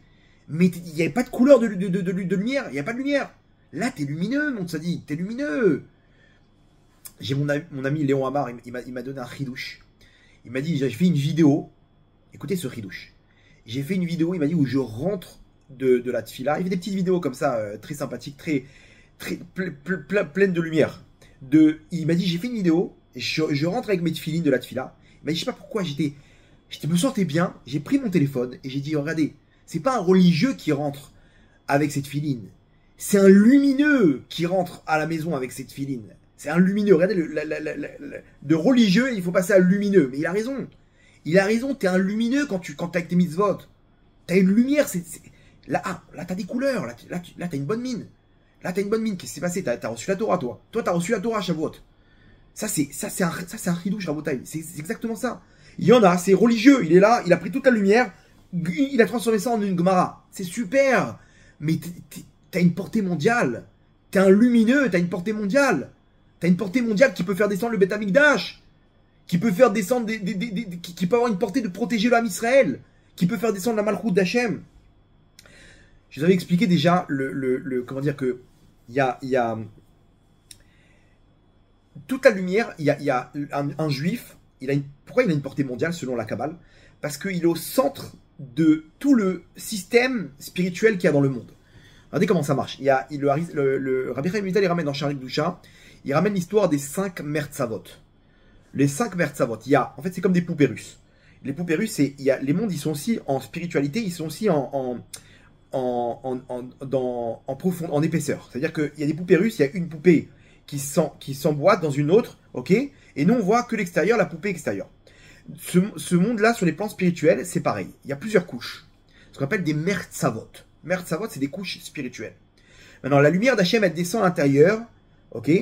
C'est la lumière de Ensof, elle descend dans le mertzav des lumières qu'on appelle du Ensof. Dedans, autour, cette lumière, elle se diffuse aussi au niveau extérieur avec le mertzav à Sphirot. Cette lumière, on ne peut pas la capter nous, donc il y a un écran derrière qui est les sphirotes, les sphères célestes, qui sont au nombre de 10, qu'on connaît, Keter, Horma, Bina, ok, Chesed, Gvura, Tiferet, Netzar, Od, Yesod, Malchut. 10 lumières, donc c'est une lumière, elle est trop forte, donc on la divise en 10. Comme une douche, imaginez, le jet il est tellement fort, quand tu mets ton pommeau de douche, et ben, tu arrives à recevoir ce jet d'eau. Pareil pour la lumière. Après, plus en extérieur, on a le Mertzav Neshamot. C'est-à-dire que c'est nous-mêmes. Nous-mêmes, on est des Neshamot. Ok? On reçoit cette lumière qui a été donc filtrée par le Mertzav Asphirot. On la reçoit, cette lumière. Ok? Bon, entre chaque Mertzavot, il y a Klipat Noga, qui mélange entre le bien et le mal. Et donc, nous, il y a la lumière d'Hachem, il y a les Mertzav Asphirot. Le Mertzav Neshamot, c'est nous. Maintenant, moi, je reçois cette lumière. Qu'est-ce que je vais faire avec cette lumière? Si je fais une bonne action, ok, je vais illuminer le Mertzav à Malachim, les anges. C'est-à-dire que l'homme, il est au-dessus des anges. En extérieur, il y a le Mertzav à Malachim. Je vais illuminer les anges, le monde des anges. Et je vais leur donner force de pouvoir faire le bien dans ce monde-là. Parce que les anges, ils sont le bâton d'Hachem pour faire le bien dans ce monde-là. Maintenant, en fait, pas tous les anges. Les anges qui sont, le niveau des anges qui sont reliés à Maneshama, où le responsable là-bas, le représentant, c'est mon Yetzeratov, mon bon penchant. Derrière, si je fais une mauvaise action, ok, je vais alimenter le Mertzava Klipot. Mertzava Klipot, c'est celui qui est le plus à l'extrémité, et on va donner des forces, Razvé Shalom, aux forces du mal, et ils vont faire le mal dans ce monde. Donc en fait, un Yehudi reçoit la lumière, et il choisit ou de faire pencher le bien ou le mal. Maintenant, comprenez bien qu'il se peut que l'action que tu vas faire, il peut faire gagner la guerre. Maintenant, on est à 50-50, tu peux faire pencher la balance dans cette guerre. Tu reçois cette lumière et tu choisis ce que tu fais avec cette lumière. Soit tu décides d'arrêter cette lumière, ok? Elle est dirigée que vers toi et ton petit ange à toi et ton Yetzerara, qui est le représentant des Klipotes. Soit tu décides d'avoir une portée mondiale et de diffuser cette lumière par rapport à tes actes. C'est-à-dire qu'un juif, là vous avez l'explication kabbalistique, comment un juif il peut changer le monde ou détruire le monde. Et on le voit. Le Chazon Ish et Einstein étaient sur le même banc au Talmud Torah. L'un, il a continué dans l'étude de la Torah, il est devenu le grand décisionnaire du Ham Israël. Et l'autre, il a continué dans ses délires et il est devenu celui qui a détruit le monde en créant la bombe atomique. Deux entités. On les voit d'ailleurs, ceux qui tiennent le monde, c'est tous des juifs, ceux qui décident le bien ou le mal. Tout est dirigé par les mêmes, vous voyez bien. Donc, Hachem, il nous montre tout ça. C'est entre tes mains, tu peux sauver le monde, tu peux amener la Géoula. Ne reste pas petit dans tes pensées, ne crois pas que ce que tes petites filottes, elles ont une petite portée, ne reste pas là-bas. Shavua, tu dois prendre une troisième dimension. Tu dois être Raï Vekayam, toi aussi.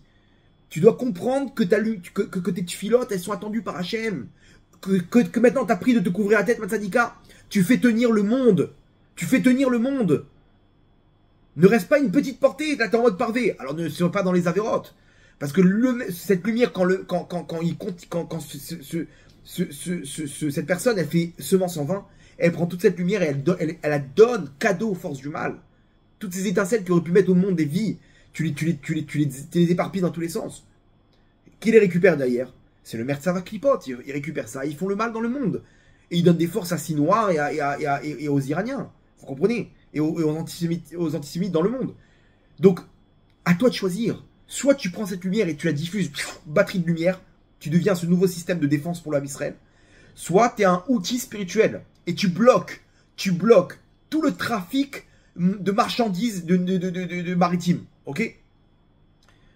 Il y a un trafic qui passe à travers toi. Faut pas bloquer ça, Rabotai. Et là, vous allez comprendre comment ça marche les midotes. Pourquoi recevoir la Torah, on passe par 49 jours où on doit travailler nos traits de caractère. Et tous les pires cavotes qu'on apprend, c'est pour te travailler l'intérieur. Parce que cette lumière de Torah que tu vas recevoir, si tu as des mauvaises midotes, tu vas la détourner. T'es un outil, t'es un détournement de lumière. T'es un détourneur de lumière. Cette lumière qu'on reçoit, Rabotai, quand moi j'ai de l'orgueil, je vais prendre toute cette lumière, je vais la garder pour moi. Je vais croire que tout ça, que je suis le centre du monde. Et c'est ça le problème, c'est que je vais tout garder à cause de mon orgueil. Je vais garder ça vers moi. Par contre, si je sais que je travaille mon orgueil, je travaille ma gava, je travaille ma colère, alors cette lumière, elle peut se diffuser de la meilleure des manières parce que je suis dirigé vers l'extérieur, je suis dirigé vers mon prochain. C'est ça la Torah. David Améler, il était complètement annulé pour Hachem.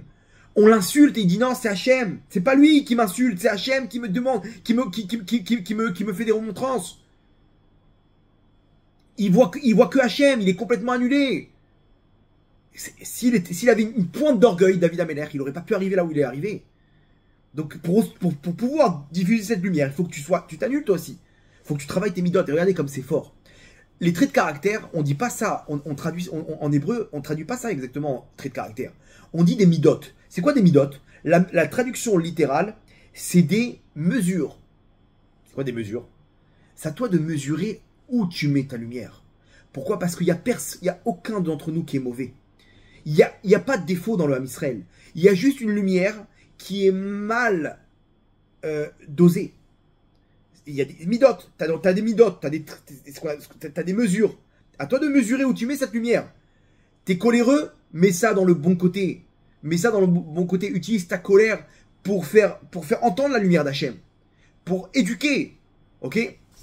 Utilise t'es un sanguin. Alors vas-y, prends une vache et fais la shrita. Sois un moël qui fait sortir le sang dans le bon côté. Non, le mec c'est un bagarreur, il frappe tout le monde il frappe tout le monde chez lui. Il boxe tout le monde. Dès qu'il y a quelqu'un qui l'écoute pas, ça y est, c'est Rambo le mec. Non, utilise ça dans le bien. Cette lumière de colère que t'as de la colère, tu peux l'utiliser dans le bien. Pose-toi avec un rat, il va te dire comment tu l'utiliser. Alors j'ai eu beaucoup de retours sur l'interprétation, le dernier cours là, sur les Neshamot des Juifs de France. Comment cette lumière d'adultère, ok, comment elle est détournée. Mais de base, c'est une bonne lumière. De base, quelqu'un qui a... Les gens, ils ont kiffé le ridouche, mais c'est ce qui ramène Rabbi Nachman, que cette prina de Mashiach qu'on a, c'est une lumière énorme que si on l'utilise dans le mal, ok, et le mec, il fait pas attention à ses yeux, il fait pas attention à ce qu'il regarde, il se protège pas au niveau de la doucha. Cette lumière de Mashiach, ça devient un adultère. Ça devient il l'utilise pour faire des ivugim dans le mal. Mais de base, même si c'est le plus gros des pervers, c'est-à-dire il aurait pu être Yosef Hatzadik. Yosef Hatzadik, il a réussi à prendre cette lumière et la canaliser. Il est devenu Mashiach ben Yosef. Et il a contrôlé le monde. Ok? Donc au contraire, maintenant tu vois tous tes défauts et tu peux comprendre qui tu es vraiment. J'ai quelqu'un cette semaine, il m'a dit comment t'expliques que je suis fan des nouvelles technologies, je suis fan de l'intelligence artificielle. C'est un avrer qui étudie la Torah du matin au soir. Et il me dit, j'ai ce Yetzer Hara de vouloir absolument avoir ces nouvelles technologies d'intelligence artificielle, ChatGPT, etc. Je lui dis, c'est simple, viens, on essaie de comprendre ensemble, c'est quoi la lumière qui vient vers toi. Il n'y a pas un Yetzer Hara. Il n'y a pas de Yetzer Hara sur Terre. Il y a une lumière qui est mal organisée. Toi, qu'est-ce que tu cherches avec tout ça? Je lui dis, tu cherches quoi avec ça? Il me dit, moi, je kiffe faire des choses en 2 secondes. Je dis, ok, c'est quoi cette lumière maintenant de faire des choses en 2 secondes? C'est une lumière de malchoute que tu as. Il y a une lumière de royauté que tu as, qu'un roi, il a besoin de méchartim, il a besoin de serviteurs.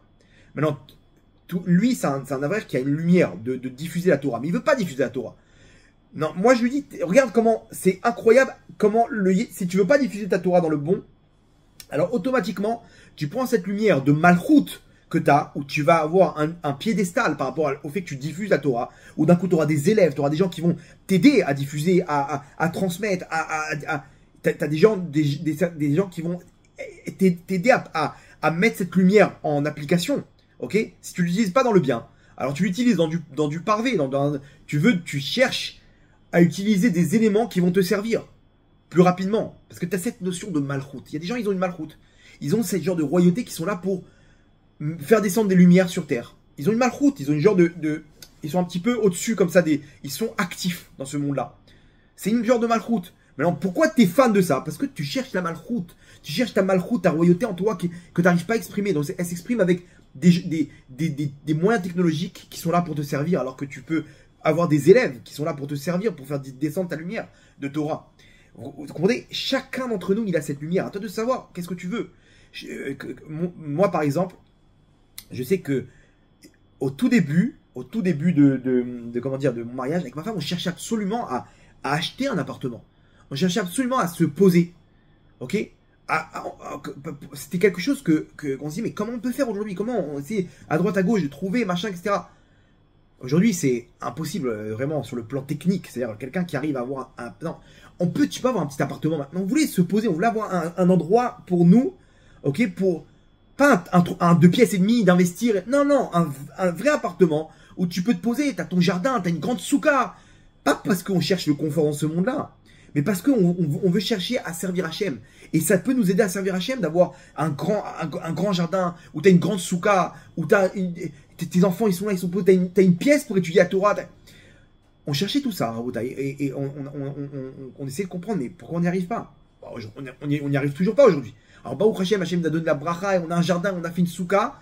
Cette année, on a fait une souka 6 mètres sur 6 mètres. Ok, imaginez-vous le délire. Parce qu'on cherche vraiment à ça. Et on a une pièce où je peux étudier la Torah, je me pose avec mes enfants et on se pose, etc. D'ailleurs, le cours que je vous fais maintenant, il est dans cette pièce. Bref. Et Hachem nous a donné ce qu'il faut. Mais aujourd'hui, on a réussi à canaliser cette force. C'est quoi cette force, Rabotai? Quand j'ai analysé cette force, j'ai dit pourquoi je vais me poser? Parce que il y a une lumière qu'Hachem il descend dans ce monde qui est qu'Hachem lui-même il cherche Dira Batartonim. Comme c'est fort, hein, mais il t'a valo la Kadosh Baruch Hu liot Dira Batartonim. Hachem il cherche lui aussi un confort, il cherche son Beth Amikdash. Et j'ai compris au fil du temps qu'en fait c'est cette lumière que j'utilise pour chercher un appartement à Hachem, cette lumière de chercher le confort pour le Beth Amikdash, pour la lumière d'Hachem, pour la lumière de la Géoula, qui est détournée dans mon confort perso. Vous comprenez? Donc après, en travaillant mes midotes, j'ai essayé d'être un peu moins tourné vers moi-même. Et donc maintenant, j'utilise cette lumière pour chercher comment utiliser ça pour l'appartement d'Akadosh Baruch Hu.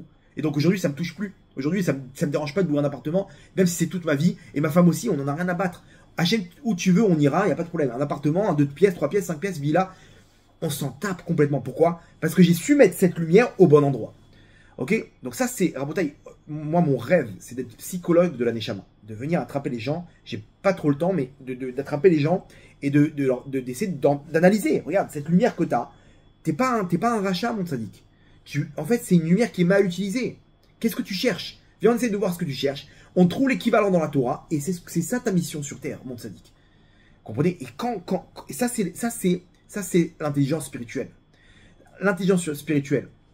Vous savez, ils ont remis en place maintenant, il y a une tzadika, Baruch Hashem, Hashem Ishmorota, elle a remis en place des groupes, un compte Facebook et Instagram.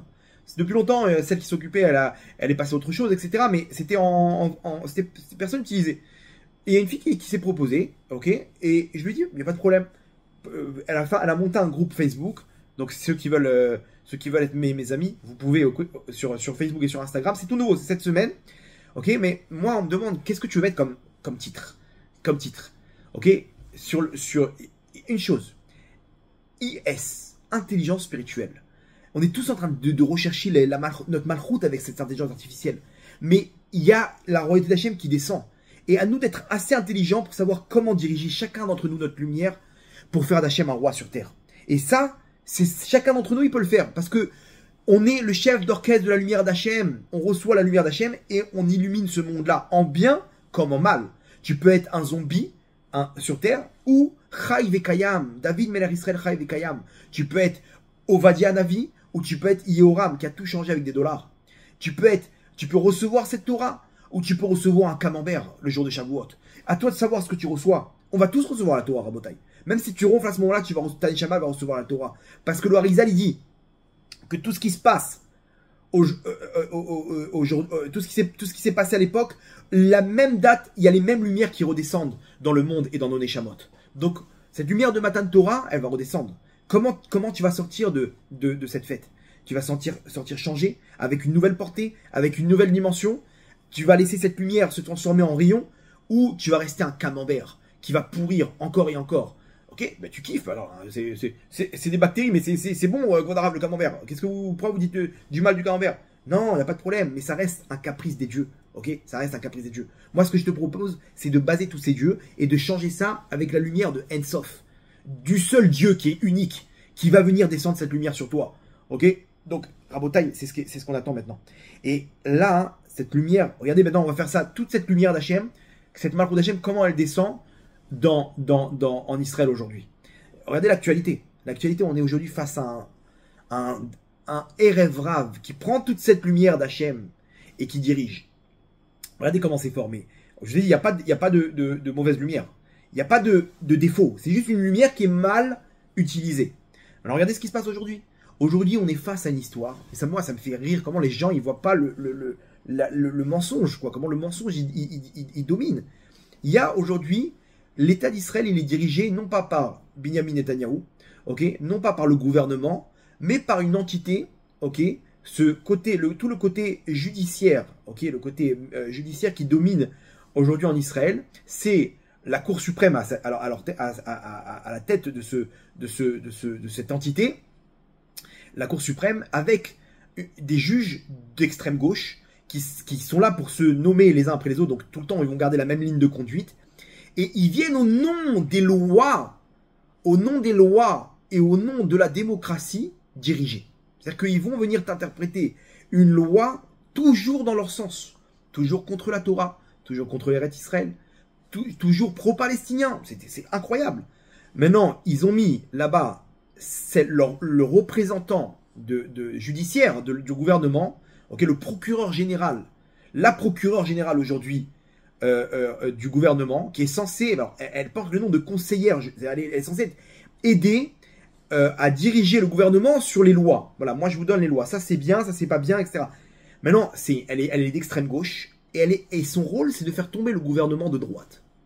Maintenant, c'est dément, elle utilise les lois pour dire, non, tu n'as pas le droit, Netanyahou, de virer, de limoger le chef du Shin Bet, des services de renseignement intérieur d'Israël. Maintenant, ce mec-là, c'est un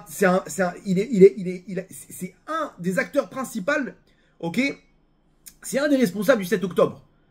C'est pareil, extrême gauche, ok? Parce que c'est eux qui se nomment entre eux, vous comprenez? Donc c'est tout le temps, ils ont les postes clés. Maintenant, lui, il veut faire tomber le gouvernement. On est en pleine guerre, parce que le gouvernement, ils en ont marre d'être dominés par l'extrême gauche avec la Cour suprême, etc. Donc ils font la réforme judiciaire, de dire ça y est, stop, c'est au peuple de diriger. Nous maintenant, on est la voix du peuple. On veut faire quelque chose d'équilibré. Pourquoi c'est vous qui dirigez tout le temps? C'est vous qui faites la plus longtemps, c'est une tyrannie. Et eux ils disent quoi, vous voulez enlever la démocratie? Et ils sortent dans les rues, et on était à 2 doigts d'une guerre civile. Jusqu'à qu'il y en a certains qui se sont prononcés, et qui ont dit, s'il faut qu'on tire sur nos frères, on n'hésitera pas. Et là, se prépare le Hamas pour une attaque. Les seuls qui peuvent nous donner ces informations, c'est le service de renseignement intérieur, avec à leur tête ce personnage qui est d'extrême gauche. Il dit, attends, mais c'est magnifique. Nous, on veut faire tomber le gouvernement, ils vont nous faire tomber, ils vont faire tomber le système. Maintenant, il faut comprendre une chose, c'est que ce gouvernement, il va faire que prendre de la valeur, parce que plus on avance, plus la droite, le mensonge, il se dévoile, et plus les religieux, ils amènent 8 gosses. Donc imaginez-vous, demain, dans 20 ans, ils vont se faire écraser la gauche dans les vols. Donc là, ils ont vu qu'ils sont ils ont pris la majorité, la droite. C'est terminé, il faut que maintenant, on fasse quelque chose de fort. pour faire tomber la droite. Le Hamas se prépare. Les seuls qui peuvent nous donner des informations, c'est ceux qui eux-mêmes ont décidé de nous tirer dessus à l'époque, pendant les manifestations. Donc, quelle embellie! Quelle embellie! Je parle pas que toutes les rumeurs comme quoi eux-mêmes ils ont laissé le Hamas attaquer. C'est-à-dire qu'il aujourd'hui, il y a des rumeurs qu'il y a des personnes haut placées qui ont passé des coups de fil au Hamas pour qu'ils mettent en place. Genre, allez-y, on sait très bien ce que vous voulez faire. Vous avez carte blanche. Et il y a des ordres où ils ont demandé à l'armée de retirer les troupes de la frontière ce jour-là. Le Shabak, le Shin Bet lui-même, il demande. Ils sont partis chercher des agents là-bas dans la nuit. Ils sont partis les chercher. Venez, vous ne restez pas ici maintenant. Et celui qui reçoit les informations, il suffit qu'ils ne transmettent pas les informations. Et que l'armée, elle reçoit des ordres de se retirer. Parce que ceux qui dirigent l'armée aussi à l'époque, ok, ils ont été nommés, le chef d'état-major, quelques jours avant la fin du gouvernement de gauche qu'il y a eu juste avant ce gouvernement-là. C'est pas pour rien. Qui ils ont nommé d'après vous? Quelqu'un de gauche. Donc, imaginez-vous en secret ce qu'on ne saura jamais, malheureusement. Parce que, bien entendu, ceux qui enquêtent pour trouver les traîtres, c'est le Shin Bet, le service de renseignement intérieur. Donc, ils vont pas enquêter, ils vont pas s'enquêter eux-mêmes, vous comprenez? Donc, ils ont dû brouiller les pistes. Et donc, on ne saura jamais. Et comme par hasard, c'est eux qui veulent faire une enquête pour savoir qui est responsable du 7 octobre. Bien entendu, vous comprendrez bien que c'est qui, ils vont mettre tout ça sur le gouvernement, et eux, ils vont sortir indemnes. Maintenant, comprenez la débilité de l'histoire. C'est que le gouvernement, ils disent maintenant stop, on veut se débarrasser de ce personnage qui nous met des bâtons dans les roues et qui transmet sous la table des informations à la procureure générale et qui vient faire des dizaines d'enquêtes sur le gouvernement, alors que le dernier gouvernement, Rabotai, de gauche, le procureur général n'a monté aucune enquête contre les membres du gouvernement. C'est bizarre. Maintenant, ce gouvernement-là, tous les 2 jours, une nouvelle rumeur. Qatar, le machin, l'argent des trucs. Et Rabotai, on est dans un mensonge terrible. Ils veulent absolument détruire l'État d'Israël. Maintenant, Binyamin Netanyahu, il nomme un nouveau chef du service de renseignement, le général David Zini. Un tzaddik, Kodesh, Kodashim, Rabotai, un héros d'Israël, un David Amelech, père de 11 enfants. Son père, il avait une yeshiva ici à Ashdod, le Rav Zini. C'était le sandak d'un de mes neveux. Rabotai, une montagne de Torah dirigée vers Israël. Dirigée vers Israël, dirigée vers l'État d'Israël, dirigée vers Tzahal et la Géoula, Rabotai. Il le nomme maintenant, imaginez-vous de quoi on parle. On parle maintenant un personnage qui est de droite, voire d'extrême droite, qui est religieux, qui est pratiquant, qui est Yireh Shamayim, qui a la crainte d'Hachem. On le met d'un coup. Maintenant, c'est un des seuls qui a fait un rapport pour dire voilà, à Gaza, il y a des gros problèmes. Il se peut qu'il y ait une attaque du Hamas. Et à ce moment-là, il a montré tous les défauts sur la frontière. L'extrême gauche, lorsqu'il a nommé Netanyahou, l'extrême gauche, mais quoi, dans tous les sens. Ouah, la démocratie est en danger. Et en plus, il a 11 enfants. Mais de quoi on parle, Rabotai? Maintenant, lorsque c'était celui le Ronenbar, celui qu'ils ont voulu virer, ouah, l'extrême gauche. Attends, mais je comprends pas. C'est un des acteurs du 7 octobre. C'est un des responsables. Comment vous prenez sa défense? Comment vous pouvez prendre sa défense alors que celui maintenant qui va être nommé, lui, il a prédit le 7 octobre. Vous voulez pas lui alors que celui qui est un des responsables du 7 octobre, vous êtes en train de prendre sa défense. Conclusion à Botaï. Lui, il nous défend, il défend le système, ok, judiciaire. Il nous envoie les bonnes informations et maintenant il est plus là, ok. Sans compter qu'il a des rapports amical avec la procureure générale. Et lui, c'est un mec d'extrême droite. Maintenant, il va nous bloquer le robinet. On s'en fiche si il est pour Israël ou pas. Il va nous, à cause de lui, on va être bloqué maintenant. Donc, il faut trouver au nom de la démocratie. Non, il faut quelqu'un qui soit du service. Je comprends pas, machin. Et l'autre, vous comprenez l'histoire? Maintenant, la Cour suprême, elle a tranché que non, vous devez pas virer Ronenbar, vous ne devez pas le virer, vous avez mal fait. Mais bien sûr, c'est lui qui te donne les informations, c'est lui qui fait partie de l'équipe, en secret. Vous comprenez l'histoire? Alors maintenant, venez, on interprète. C'est eux qui dirigent aujourd'hui. Cette lumière, c'est qui dirige le système judiciaire. Ok, en Israël, voilà, je vous ai fait le petit topo là de ce qui se passe dans l'actualité. Et ben, Rabotai, figurez-vous qu'ils ont raison. celui qui doit diriger selon la Torah, c'est le système judiciaire. Et ça, on le verra qu'à la Géoula, quand on dit Ashiva Shoftenu Kevarishona, on demande quoi? Qu'on demande qu'Hachem y remette nos juges comme à l'époque. Qu'est-ce qu'on demande? On demande le Sanhedrin. Le Sanhedrin, c'est 71 juges rabotailles des grands d'Israël qui donnent toutes les grandes lignes de la royauté d'Israël. Le Sanhedrin, c'est à l'image de Tiferet. Le Tiferet, ils sont au-dessus de la Malchoute. Ils sont au-dessus du roi d'Israël, le Sanhedrin. Ils sont au-dessus de la royauté. C'est eux qui donnent les grandes lignes. C'est eux qui disent à David Ameller si tu peux sortir en guerre ou pas. Ils se réunissent et ils votent. Alors il y a des fois de 71, des fois de 23, des fois ils sont à 3, etc. Et c'est les grands d'Israël. Donc ça veut dire quoi? Ça veut dire qu'en fait, à la Géoula, le système, c'est le Sanhedrin qui dirige, qui est au-dessus de la royauté. C'est exactement cette même lumière de la Géoula qui n'arrive pas à s'exprimer parce que le Erev Rav, il prend cette lumière et il fait en sorte de la mettre dans son intérêt. Donc on a un système, aujourd'hui, qui est au-dessus de la royauté, du gouvernement, le système judiciaire. Sauf que cette lumière, elle est prise par le Erev Rav. Et donc on est dans le Sheker d'aujourd'hui. Mais nous, donc c'est une preuve pour nous qu'on est en pleine Géoula, parce que c'est le Sanhedrin qui est détourné. Et donc maintenant comprenez combien, quand on prie à Shiva, Shoftenu Kevarishona, combien on doit penser à prendre cette lumière au Erev Rav, que bientôt Akadosh Baruch Hu, il va faire tomber cette clipa. Et à ce moment-là, on va retrouver nos juges Kevarishona. Rabotai, c'est une preuve qu'on est face à la fin des temps. On est face à la Géoula, et c'est juste une question de changement de lumière. Et là, on nous dit avec ce système qui a été mis en place, Am Israël, maintenant, il est doté d'un système de défense. Magen Or, c'est une lumière. Attends, mais ça doit pas vous sauter aux yeux maintenant le message. Pour nous dire qu'à 3 jours de Shavuot, on doit prendre cette lumière et la détourner. Au lieu de la mettre maintenant dans le Erev Rav, on doit la prendre vers nous, vers la Géoula, Rabotai. Parce que chacun d'entre nous, il peut diriger cette lumière. Vous avez vu, maintenant, il y a pas, on est content maintenant du Bagatz. Mais on veut le Sanhedrin. C'est cette même lumière du Bagatz qui nous prouve que eux ils dirigent, qui nous montre combien on est en Géoula. Donc à nous maintenant de jouer. Chacun d'entre nous, il peut être une batterie de missiles. Ou tu deviens un Chai Vekayam, tu deviens lumineux, tu deviens existant et vivant. Ou t'es un camembert zombie, ok, qui transforme tout dans le vide. Dans le vide, t'as pris cette lumière et tu l'as transformée dans le vide. On continue à alimenter le Erev Rav, Rabotai. Sache que tu peux tout changer, mon tzaddik. Sache que tu peux tout changer, ma tzadika.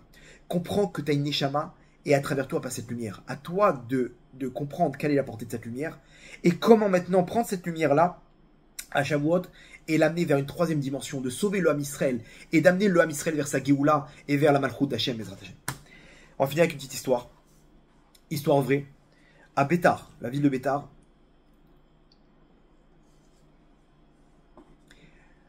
une fille orpheline qui a perdu sa mère dans l'année et qui a pris sur elle pour l'élévation de l'âme de sa mère de faire toutes les brachot à voix haute.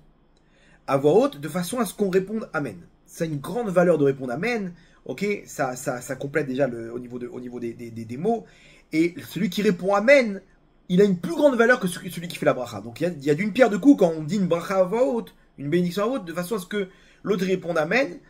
Ok, il y a une plus grande valeur, parce que moi je suis en train de proclamer qu'il est roi, Hachem, quand je fais une bracha. Mais si il n'y a pas un peuple derrière qui répond et qui confirme, ça reste une petite portée. Donc elle vient dire ça pour l'élévation de l'âme de sa mère, de faire ses brachot à voix haute afin qu'on réponde Amen.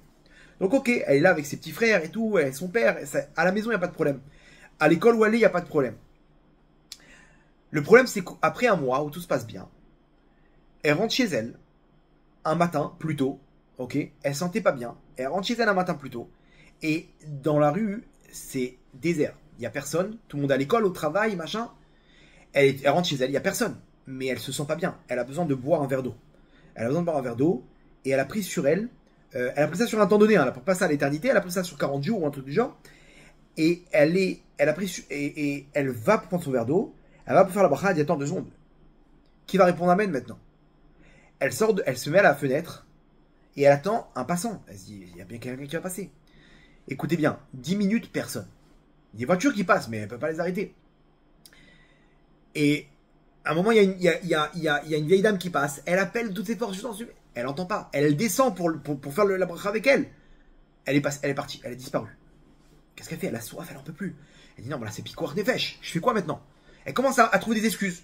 Bon, ça va, j'ai fait un mois déjà, de toute façon, j'allais pas faire ça l'éternité, comment? Je peux pas vivre comme ça, c'est impossible. Elle dit non. Tiens bon, allez, encore 10 minutes. Je me donne encore 10 minutes. Elle est à 20 minutes, il n'y a pas un passant. Et elle commence à repartir en négociation. Peut-être comme ça, peut-être comme si. Bon, au pire, je repars pour 40 jours à partir de maintenant. Ok? Je casse le truc et je repars pour 40 jours pour ma mère. Non, elle pense à sa mère, elle dit maman, allez, pour toi maman, je tiens le coup. Encore 10 minutes. Elle attend 10 minutes et elle reprend, il n'y a personne. Personne, elle monte, elle descend, il n'y a rien à faire, à Bota, il n'y a rien à faire. Elle dit, ça y est, je vais craquer. Elle dit, elle est tremblante la fille. Imaginez-vous, elle est tremblante, elle dit, allez, non, encore une minute, encore une minute. Elle sort dehors et là elle voit un passant. Elle appelle de toutes ses forces, les dernières forces qu'elle a dans la bataille. Elle met les dernières forces dans sa bataille. Monsieur, j'en supplie, répondez amen. Le mec il la regarde, il comprend pas. Ok, d'accord. C'est beau en Israël, hein, comment imaginez-vous. Allez faire ça à Paris maintenant. Il la regarde, elle fait sa bracha de toutes ses forces. Baruch ata Hashem. Elokeinu melech haolam she'akol niya bidvaro. Et lui, amen. Je sais pas, lui il a rien compris l'histoire. Il continue sa route et elle boit. Wow. Elle boit, c'est faire une tisane, machin, au top. Le soir, elle va dormir. Et elle fait un rêve. Elle voit sa mère dans le rêve. Sa mère avec une lumière énorme. Dans le rêve, elle lui dit, ma fille, merci pour ce que tu as fait aujourd'hui avec la bracha. Merci, tu te rends pas compte de ce que tu m'as donné. Mais elle dit, mais on m'a donné l'autorisation de te raconter qu'est-ce qui s'est passé dans les mondes d'en haut à ce moment-là.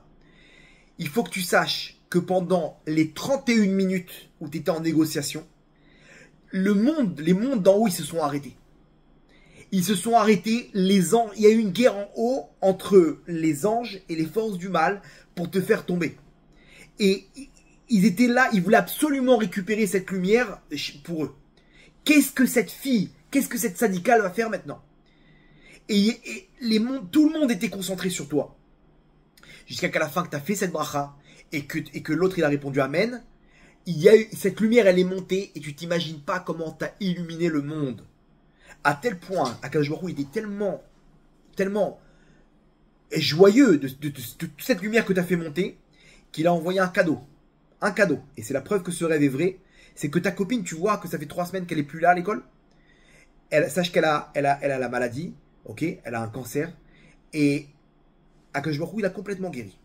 C'est la preuve pour te dire combien de bracha t'as fait descendre dans ce monde-là. Et ça s'est matérialisé, entre autres, par cette copine que tu peux aller les voir, leur dire qu'il n'y a plus rien. Ils peuvent faire des tests, la maladie a disparu. Elle se réveille, elle dit waouh, quel rêve. Bon, on va savoir si c'est un vrai rêve ou pas. Elle dit bon, au cas où, je vais aller voir ma copine. Déjà, je vais aller lui rendre visite parce qu'elle est malade. En même temps, je vais prévenir le rêve que j'ai fait aux parents. Et voilà, la mère, elle dit dites-moi, comment ça va et tout. Non, elle est allongée, peut-être c'est vaut mieux que tu repasses, etc. Il me dit, moi, elle a la maladie. Et là, la maman, elle devient blanche. Ils ont essayé de cacher ça. Bon, malheureusement, vaut mieux faire ça en cachette au début, quoi. Elle devient blanche. Elle dit, mais comment tu au courant? Elle dit, alors, j'ai peut-être une bonne nouvelle pour vous. J'ai fait un rêve, ok? Elle lui raconte le rêve. La maman, elle sait plus où se mettre. Elle dit, attends, moi, je crois à ce rêve-là, ok? Et je veux rien savoir. Je veux aller prendre ma fille et refaire des tests. Elle prend sa fille, elle l'amène à l'hôpital. Ils ont dit, mais non, mais ça coûte cher, c'est des examens, machin, etc. Je veux refaire les examens. Rabota, ils ont refait les examens, plus rien. Plus rien. Ils ont refait les examens, ils ont refait encore les examens. Ils disent, mais c'est pas possible, on l'a, voilà, la tumeur, elle est là. On a le truc maintenant, il n'y a plus de tumeur. Rabota, la tumeur a disparu. Ça, c'est le petit cadeau d'Hachem qu'il a fait, et c'est sans compter tout ce qu'elle ne peut pas voir avec ses yeux, toute la lumière qu'elle a fait descendre dans ce monde-là. C'est exactement la même lumière que Ovadia Hanavi l'a fait descendre, que Akadosh Baruch Hu il a montré à sa femme. Regarde, tu vois, cette lumière-là, mesure pour mesure, ce que ton mari l'a fait, ce que vous avez fait toutes ces années, c'est exactement ce que vous recevez maintenant dans cette huile qui ne s'arrête pas de déborder. Sa mère, elle devient maintenant à cette fille Chai Vekayam. Elle a pris cette fille, elle a pris une Kabbalah, une lumière, elle a pris sur elle. Et elle s'est battue pour faire de cette lumière, de donner une portée mondiale à cette lumière, de lui donner une 3e dimension à cette lumière. À nous de choisir à Botaï, qu'est-ce qu'on fait nous avec cette lumière? Est-ce qu'on va la transformer en camembert, à Shavuot, en plateau de fromage, ok? Ou on va devenir Magen Or, on va illuminer le Ham Israël, on va devenir lumineux, et on va illuminer le Ham Israël dans tous les domaines, et plus forte raison, nous-mêmes à Botaï, toute la bracha qu'on s'amène sur nous. Parce qu'à ce moment-là, on passe de zombies à David Melech Israël Chai Vekayam. C'est lui le personnage principal à Shavuot, Rabotai. Mais lui, il est devenu Chai Vekayam comment? Quand il a pris toute cette lumière, et il aurait pu devenir un grand d'Israël. Mais il a choisi de devenir, de s'occuper de la Malchut d'Hachem, de prendre cette lumière. Il dit Hachem, maintenant, je vais m'occuper de te placer dans le Beth Amikdash. Je vais faire de toi Dira Batartonim. Je vais t'amener cette grande lumière qui coule dans mes veines. Je vais l'amener de façon à ce que toi, tu puisses diriger dans ce monde-là. Et ça, Rabotai, chacun d'entre nous peut le faire. Cette lumière, on va la capter. À nous de choisir quelle portée on veut donner. On veut lui donner à cette lumière. Quel est le vecteur qu'on va donner à cette lumière? Et David Ameller, il a tout gagné. C'était un des grands d'Israël. Il est un des prophètes du Ham Israël. Le Harizal, il dit Rosh Ruach HaKodesh. De tous ceux qui ont eu le Ruach HaKodesh de toutes les générations, à leur tête, c'est David Ameller. Il a fait son tikkun en une fois, one shot, comme je vous ai dit. Et il est devenu roi d'Israël. Donc, quand tu te relis à cette lumière, alors à ce moment-là, tu as tout gagné. Tu as tout gagné, mais pour ça, il faut s'annuler. Il faut prendre toute cette lumière et pas la mettre dans le mauvais côté. Travaille tes midot, travaille ta colère, prends tout ça, prends une Kabbalah, prends une mitzvah, mon tzadik, prends une mitzvah, mon tzadika. Rajoute la doucha, la tzniout. Et à ce moment-là, cette lumière, elle parle en sens. Mais attention, n'oublie pas, tu peux changer le monde. N'oublie pas, c'est par toi que peut passer la Géoula. Cette lumière-là, elle peut transformer le monde. Elle peut faire venir la Géoula et le Mashiach. Ça, c'est Shavuot, Rabotai. À ce moment-là, on est relié à la vie. On est relié à la vie, on est relié au Tzro HaChaim. On se déconnecte du Kaf HaKela. Et à ce moment-là, on est relié avec cette lumière. C'est juste une prise de conscience, Rabotai. Bien entendu, après, chacun avec son champ de bataille. Mais prends cette Kabbalah et emporte-la. Il y aura un bras de fer. Les forces du mal, ils vont t'empêcher. Mais pense qu'Akadosh Baruch Hu, à ce moment-là, il a le projecteur sur toi. Et il attend que tu lui donnes cette lumière. Et à ce moment-là, t'es relié à lui. T'es relié au Tzro HaChaim, t'es relié à l'éternité. Tu deviens vivant, Chai Vekayam. Et tu fais vivre la royauté d'Hachem. Donc il y a Ratzon qu'Akadosh Baruch Hu, il puisse faire en sorte que chacun d'entre nous puisse faire descendre cette lumière, notre mission sur terre, afin de faire descendre la Malchut d'Hachem avec la Géoula, Berachamim, Gdolim, Baruch Adonai Leolam. Amen et Amen.